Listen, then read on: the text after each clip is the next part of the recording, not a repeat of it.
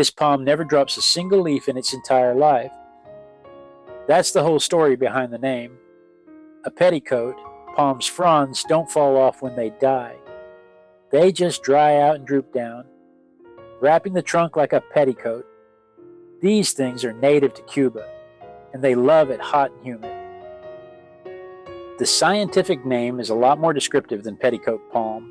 If you ask me, it's Copernicia macroglossa, Copernicia macroglossa, and the genus is named after Copernicus, the professor responsible for the heliocentric theory, the idea that the Earth goes around the sun.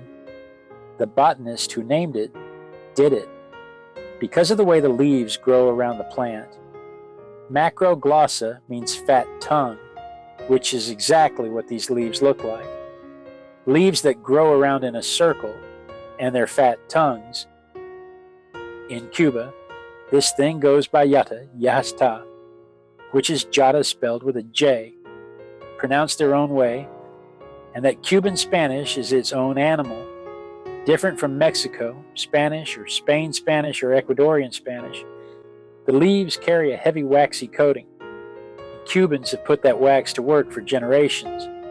Roof thatch, boot coverings, chaps, hats, coats. Anything that needs to keep the water off gets made from these leaves. There are 22 species in this family, and this one's cousin, the carnauba palm, gets harvested commercially for its wax. This one mostly just gets grown for how it looks these days. One of my first real conversations in Spanish was with an Uber driver, a Cuban woman who'd been in the States 7 years, 5 of them in Miami before she landed in Houston. It was February, 80-something degrees outside, and her husband was stuck in an ice storm up in Oklahoma. All I could think was how happy I was not to be him.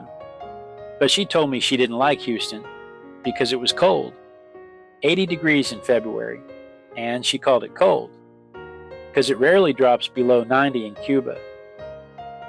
This plant doesn't do well outside of Miami and Cuba.